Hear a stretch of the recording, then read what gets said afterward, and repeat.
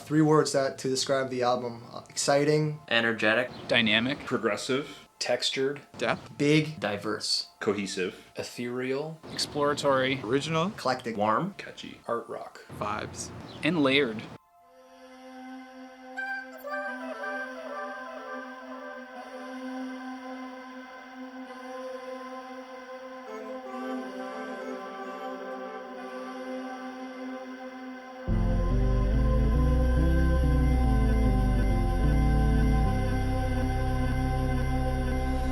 Songwriting for this record, we did a couple different things. We always are taking time to write in our rehearsal space.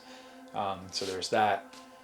And we did like a weekend at Luke's cottage, which was awesome. We started like really forming ideas there, and then we would go and demo them. And then we went and spent a week in Michigan in this like old renovated church. It was so weird because this town was like so small and dead. You know, our previous writing experiences, we go out into nature, into our own log cabin, and we can play whenever we want to, and we can go and jump in a lake and do whatever we want to. This one, we were just like stuck in a town. And we were really bored, and we also couldn't make music at all times, but I also loved it. And we were just like making food, and we were drinking like really weird off-brand American alcohol. I think the only thing we possibly could have done would be to ask somebody if we could mow their lawn for them. But we were like, we just had the common area of this church, the old renovated sanctuary.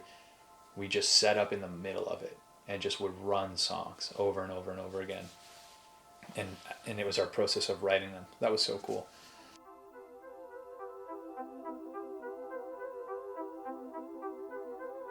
I was super into the Dilly Dally record at the time, like the first, I think it's Dilly Dally's first full-length record.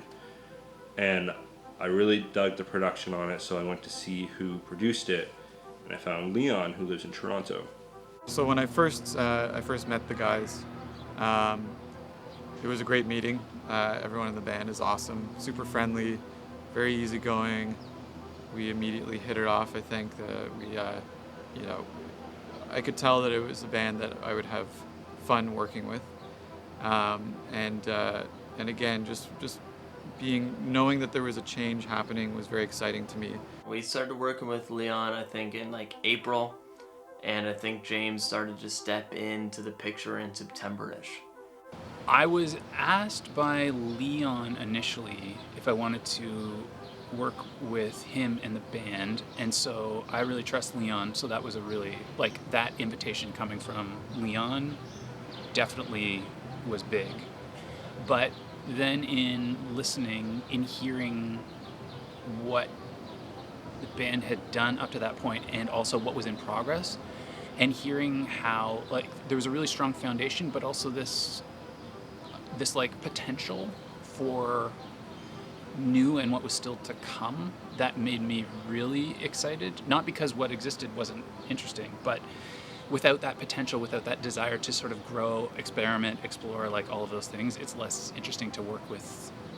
So we spent on some of these songs like a year and a half before even James coming in, or Leon coming into the picture, working on them. And then so many songs went through so many changes. A lot of the times when we're working away and chipping away at music, we have to be super vulnerable with everyone, and it feels kind of wrong to do that because, you know, we don't trust everyone, or at least I don't trust everyone with like showing music and like being super open about ideas. But I think with Leon and James, it was right off the get-go when we first started writing with them and getting these songs to the best state. It was just a really collaborative approach to songwriting and producing. Thankfully, we had a lot of time. It was really cool. We had time to get things sussed out in the right way that everyone felt good about. And because of that time, we were able to do, like you're saying, so many things. We were able to meet up at the rehearsal factory. We were able to meet up in your little space up North Toronto. We were able to bring in James for sort of close to final pre-production, and then we were really able to have an amazing experience going to the island for, 2 days, I think we were over there. So then we go to Dale Morningstar's gas station on the Toronto Islands, which was the coolest. Like, it's this cluttered, eclectic collection of like DIY meets old gear, but like random good gear. It's a miracle that his laptop's still running because it's so old. And we're there and we're just like demoing songs.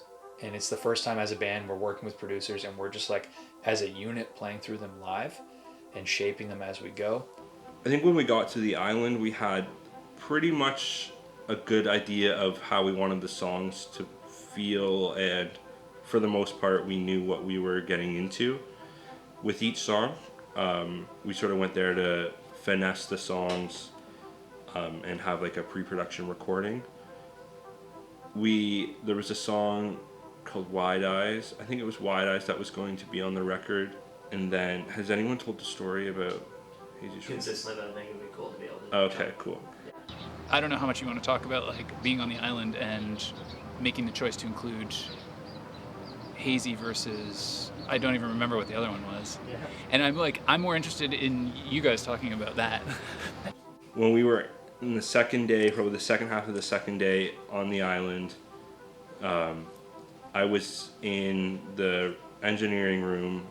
Leon brought up the idea of adding Hazy Shores to the record, and I was like, okay, cool, like I like this song. But he proposed it to everyone, and it was super fucking awkward because Luke thought Leon and James were joking. I was like standing there and James comes over. He's like, hey, so we're thinking, let's cut this one song and let's do Hazy Shores. And I was like, haha, yeah, good one. I still remember that, being on the island, proposing cutting, I don't even remember the name of the song. Wide Eyes. And keeping, it was Hazy, right? Yep. And that being met with like, oh, that's definitely a joke, right? And Luke, for some reason, thought James was joking too and started acting like he was playing in on the joke. He's like, yeah, we're going to cut it. And I was like looking between the two of them. I was like, what? What are you guys talking about? Wide Eyes is a fantastic song. Are you serious? And James was like, yeah, like Leon and I really think Hazy Shores can be something good. And Luke's like, yeah, totally. I'm like looking between them. This guy's like this. I'm like, dude, what are you talking about? Like, did we have this conversation at some point? And Luke starts to realize that they're not joking as well. So it was a world of confusion. We figured it was a lost cause and a song which would never, ever become anything. We had never thought before that song that we're going to have electronic drums on a song, and that's it. And we never thought we're going to have synth bass on a song. We never thought of that shit. And like there's like 8 different synthesizers, and there's like jet sounds on the song. And I think that opened our eyes crazy to the possibilities that we can have. And then the process of working on that song just on the island and getting a glimpse of what it could be was hugely beneficial for the whole recording process at Union.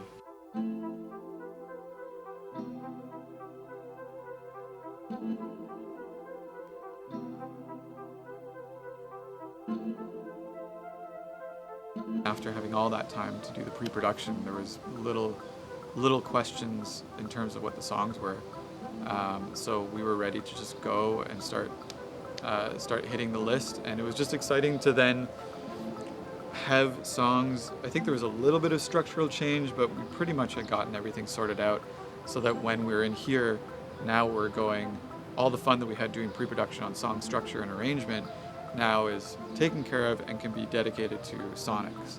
And that's always exciting when you know that you have the time to be able to make things sound original and sound different or sound whatever way that you want them to sound.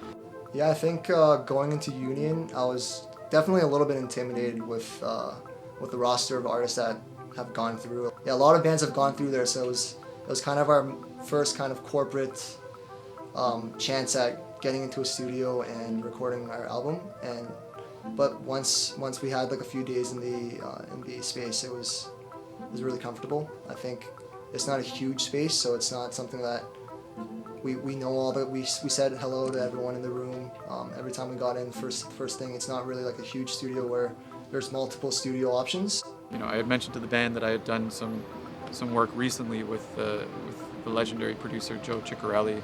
The biggest thing was watching him take a band that was so used to production, overdubbing, drums first, then bass, then this, then that, and actually making them play live together whether that became the final thing to use, it was important for him to take that band and have them see in a studio a beautiful sounding environment that they can be a band and they don't need.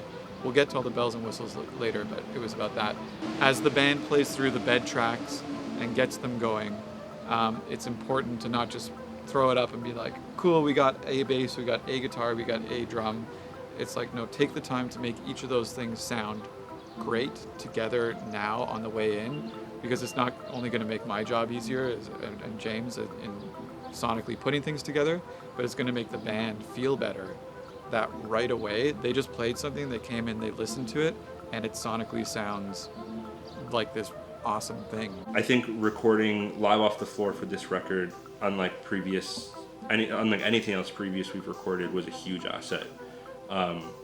We're able to connect in a way that we've never been able to before as musicians, and we really just fed off each other's energy and what we were putting into it, and I think it pushed us all a lot more than before. Being in Union was like a mix of different feelings. It was mostly excitement, like we were really thrilled. It just felt like we were finally in a studio for an extended period of time, putting in long days. Overall, there was just this real, genuine excitement mixed with battling with our interpersonal dynamics towards certain songs, where if we saw a song was trending, like if one of us was struggling because we saw a song was trending a way we didn't like, I feel we had a lot of open discussion about how we're going to get it to the next level. It was just such a solid experience. I want to do it again. I think there was real, because like after the studio days were done, I had some work to do at home to do some more recording in my bedroom, and I just wanted to get home to do the recording. So sonic tone of the record is, like I said, it's a really big sounding, it's a pretty traditional rock album, but it's also we've used different types of instruments that we've never used. We've used acoustic guitar for the first time. We used Rhodes, OP1, some synths like that, and yeah, we really experimented with the sounds, and I think the perfect kind of vibe to describe the record is big, huge.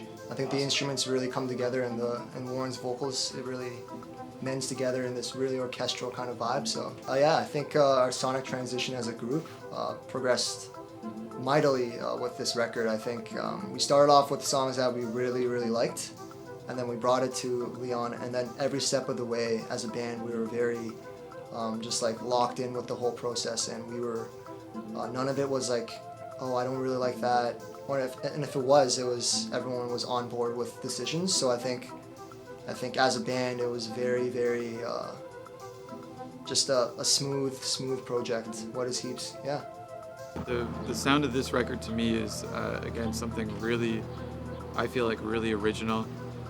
It draws on a lot of influences that we had talked about through the whole production process, but it doesn't, I feel like it doesn't at all cling to one of those. I couldn't be like, oh, they kind of sound like this. You'd have to sort of write a paragraph to be like, here's the things that this sounds like in my mind, and I think that's really awesome. I think we're able to come up with this sound that I haven't heard before, and it is really original.